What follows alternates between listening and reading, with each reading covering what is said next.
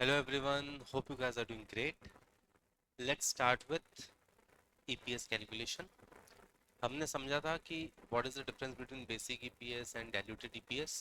Now how to calculate the EPS, earning per share. So we'll start with basic EPS. Basic EPS can be calculated using this formula. Net income, it includes dividend that we need to pay to the preference holders, तो वो minus कर दो. तो preference dividend minus करेंगे तो will be left with equity share equity earning available for equity shareholder. तो this is the earning available for equity shareholder. उसको divide करेंगे weighted average number of shares outstanding से. जितने भी outstanding common shares हैं उससे divide कर देंगे तो will get earning per share. एक शेयर पे how much profit, how much income, how much we are earning. Now ये जो weighted average number of shares outstanding है इसको समझते हैं हम ये कैसे काम करता है. सी, if the company has same outstanding shares throughout the year, first day of the year, एक साल का हम ईपीएस निकाल रहे हैं तो first day of the year पे जितना शेयर आउटस्टैंडिंग था उतना ही share outstanding throughout the year है. Last day of the year पे भी उतना ही शेयर आउटस्टैंडिंग है. So if the company has same number of shares outstanding we don't need to calculate weighted average number of shares outstanding. हमको वहां पे average नहीं निकालना. बट अगर number of outstanding shares is not same, that number changes. First तारीख को अलग shares थे, फिर बाद में शेयर्स बढ़ गए, कम हो गए. ऐसा कब होता है? ये नंबर ऑफ शेयर्स कब चेंज होते हैं? नंबर ऑफ शेयर्स चेंज होते हैं दो कारण से. या तो there is issuance of new shares और there is buyback, repurchase of some shares. तो अगर नए शेयर इशू होंगे तो नंबर ऑफ शेयर्स बढ़ जाएंगे आउटस्टैंडिंग, और अगर कुछ शेयर्स बायबैक होंगे तो नंबर ऑफ शेयर्स कम हो जाएंगे. अब अगर नंबर ऑफ शेयर्स बढ़ते हैं या कम होते हैं तो at different points during the year number of share same नहीं है, अलग अलग है. तो क्योंकि आउटस्टैंडिंग शेयर्स चेंज हो रहे हैं तो कौन से शेयर्स हम लेंगे ईपीएस कैलकुलेशन के लिए? In that case will calculate the average of all the shares. अब सिंपल एवरेज नहीं लेंगे उसका. उसका कौन सा एवरेज लेंगे? वेटेड एवरेज लेंगे. Weighted average is always a better version of average, तो हम वेटेड एवरेज देंगे.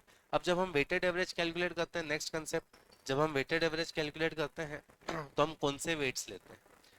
मतलब वेट लेना पड़ेगा ना, किसको हम वेट मानेंगे. तो यहाँ पे जब हम वेटेड एवरेज कैलकुलेट करेंगे तो टाइम को हम वेट मानेंगे. किसको वेट मानेंगे? टाइम को. तो ये जो शेयर्स हम कैलकुलेट करेंगे ये टाइम वेटेड एवरेज शेयर्स होंगे, राइट. तो time will be taken as weight और फिर हम उसका एवरेज निकालेंगे. अब टाइम वेट कैसे होगा? कितने टाइम तक वो शेयर्स आउटस्टैंडिंग थे, how long the shares were outstanding.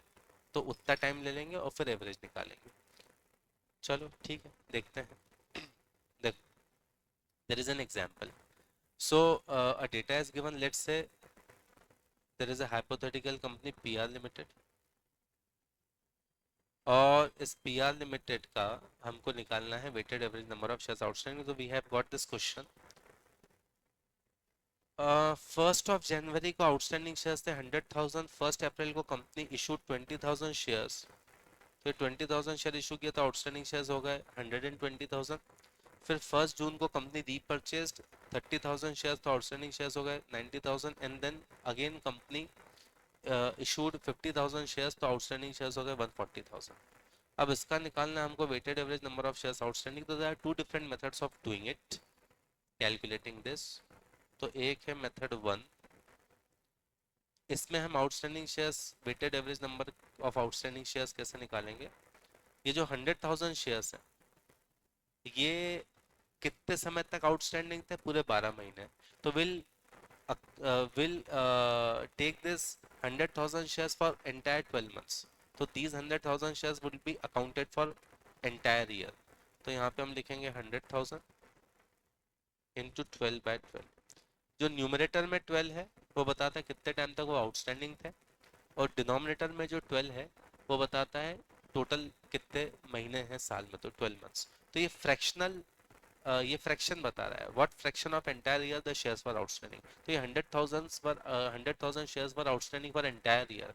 तो इसको तो हमने काउंट कर दिया because we have already counted 100,000 shares for entire year. अब हम क्या करेंगे इसमें, जो एडिशनल शेयर्स इशू हुए हैं जैसे 20,000, 30 रिडीम हुए, फिर 50,000 इशू, हम केवल इनको कंसिडर करेंगे because these 100,000 are accounted for entire year. तो इसमें हम प्लस करेंगे दीज 20,000 शेयर्स। ठीक है, ये 20,000 शेयर कितने टाइम तक आउटस्टैंडिंग थे? 1 अप्रैल को इशू हुए, एंड 1 अप्रैल से 31 दिसंबर तक कितने महीने होते हैं? 9 महीने होते हैं, तो 9/12। अब माइनस करेंगे क्योंकि ये 30,000 हमने बायबैक किए थे, तो दीज शेयर्स, इनका फ्रैक्शनल वो निकालेंगे टाइम, तो -30,000 इंटू 1 जून को, 1 जून मतलब 7/12, और प्लस करेंगे 50,000 इंटू 3/12। तो 100,000 into 12/12 would be 100,000। 20,000 into 9/12, 9/12 is 0.75, तो 20,000 का 0.75 इज 15,000। 30,000 का 7/12, तो 30,000 into 7 is 210,000, divided by 12 is 17,500। ये हम माइनस कर देंगे।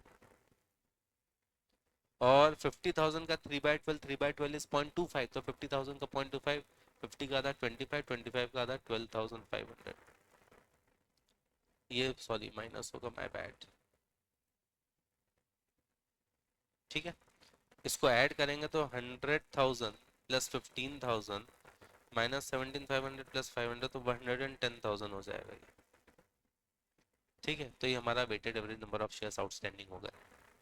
There is another way of doing it, method 2। आप ऐसे भी कैलकुलेट कर सकते हो। इसमें सेकंड मेथड में will be using these values, हम इन वैल्यूज को यूज करेंगे, टोटल आउटस्टैंडिंग, राइट। तो इसमें जो आउटस्टैंडिंग शेयर्स हैं, हम केवल इनको यूज करेंगे, ये एडिशनल शेयर्स को अलग से यूज नहीं करेंगे क्योंकि इसके अंदर ऑलरेडी आ चुके होंगे। तो 100,000 will not B accounted for entire year. ये 100,000 शेयर्स लेंगे, कितने टाइम तक आउटस्टैंडिंग है? ये केवल 3 महीने तक आउटस्टैंडिंग है। तो हम यहाँ पे लिखेंगे 100,000, they are outstanding only for 3 months, तो 3/12। ठीक है, fraction of year they are outstanding for, plus करेंगे 120,000। सर ये 20 अलग से क्यों नहीं लिया? क्योंकि 120 में आ चुके हैं। दे वर आउटस्टैंडिंग फॉर अप्रैल में 2 मंथ्स, तो 2/12 फ्रैक्शनल ईयर, प्लस करेंगे 90,000। सर ये 30,000 अलग से क्यों नहीं लिया? क्योंकि 90 में आ चुके हैं। प्लस ही करेंगे 90,000 कितने टाइम के लिए? जून जुलाई अगस्त सितंबर, 4 मंथ्स, तो 90,000 इंटू 4/12, और लास्ट में 140,000 इंटू 3/12, राइट। तो अब इसको कैलकुलेट करेंगे तो will get the same answer. 100,000 into 3/12 is 25,000। 12,000 into 2/12, 2/12 मतलब 12,000 को, वह सॉरी 120,000 है, हाँ 120,000 को 6 से डिवाइड करेंगे तो 20,000। 2/12 इज 6, तो 6 से डिवाइड करेंगे, 1/6 सॉरी, 6 से डिवाइड करेंगे तो 20,000। और 90,000 को 4/3 से करेंगे, 4/3 मतलब 1/3, 1/3 से करेंगे तो 30,000। एंड 140,000 को 3/12 से करेंगे मतलब 0.25, तो 140 का आता 70, 70 का आता 35। तो 25 plus 20 45, 45 plus 30 75, 75 plus 35 is 110,000। So 110,000 here and 110,000 here, right? So this is how we calculate weighted average number of shares outstanding. ठीक है, now one more thing, while we calculate outstanding shares, one more thing we need to consider, and what is that? Any incidence of bonus shares or stock split, right? Bonus या stock split अगर होता है तो फिर क्या होगा? Suppose bonus या stock split आया ड्यूरिंग द ईयर, तो बोनस और स्टॉक स्प्लिट का रेट्रोस्पेक्टिव इफेक्ट होता है। जितने भी टाइम का डेटा हमको दिया है, हमको उसका रेट्रोस्पेक्टिव इफेक्ट देना पड़ता है to bring EPS calculation in line, alignment लाने के लिए ईपीएस कैलकुलेशन में। बट फॉर्चुनेटली हमको तो एक ही साल का डेटा दिया रहेगा, तो हम ये मानेंगे कि इफ ड्यूरिंग द ईयर किसी भी टाइम पे अगर बोनस या स्टॉक स्प्लिट आया है, तो हम ये मानेंगे कि बोनस और स्टॉक स्प्लिट फर्स्ट डे पे ही आया था। तो उसके पहले जो भी एक्शन या जो भी आउटस्टैंडिंग शेयर्स थे उसको we would adjust, right, accordingly, proportionately, जितना भी बोनस या स्टॉक स्प्लिट आया। फॉर एग्जांपल अगर स्टॉक स्प्लिट आया 10%, 10 शेयर पे एक 10% का स्टॉक स्प्लिट आया, मतलब 10% या 10% का बोनस आया, 10 शेयर पे एक शेयर फ्री दे रहा है, तो इन दैट केस ये जो जितने भी शेयर्स हैं आउटस्टैंडिंग बिफोर द स्प्लिट वो सब एडजस्ट हो जाएंगे, 10% से बढ़ जाएंगे। Let me give you one example.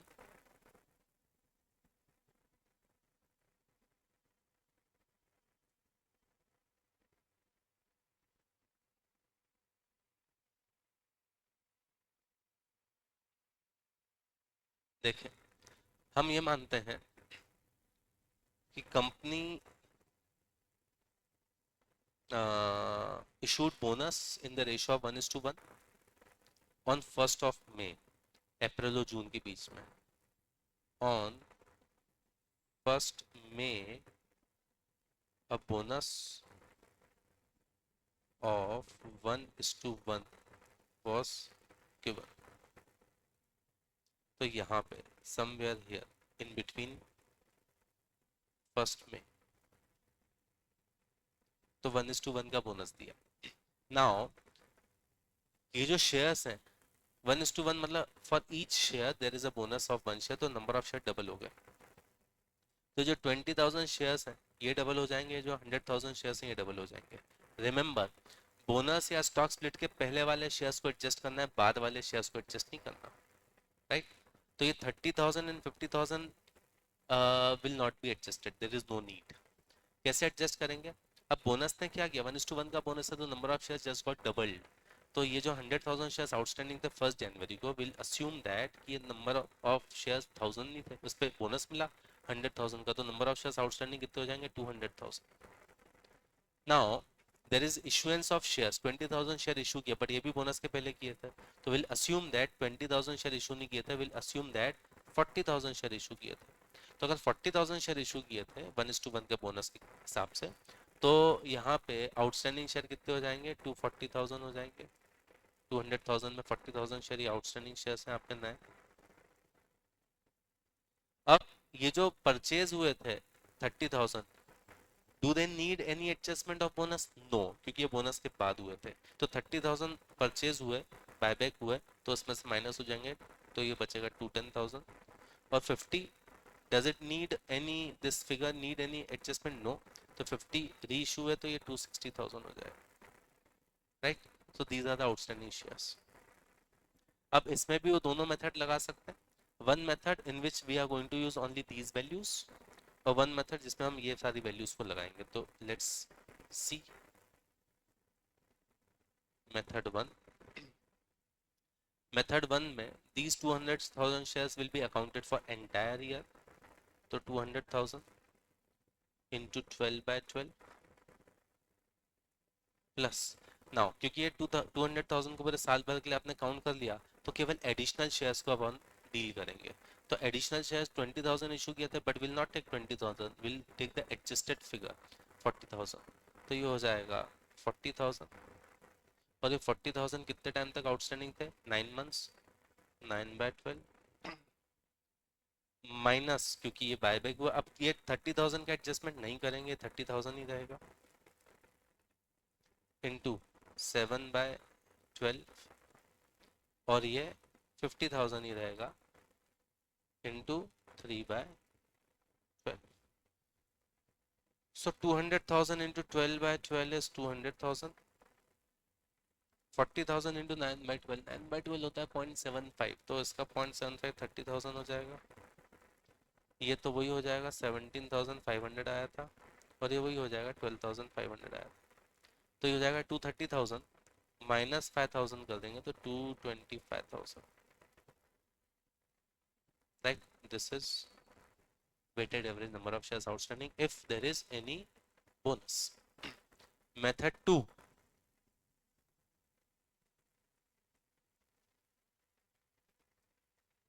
Method 2 में will use these values, outstanding shares वाली values। तो 200,000 shares कितने टाइम तक वो आउटस्टैंडिंग रहेंगे? 200,000 शेयर्स वो आउटस्टैंडिंग है 3 महीने तक, 3/12, राइट।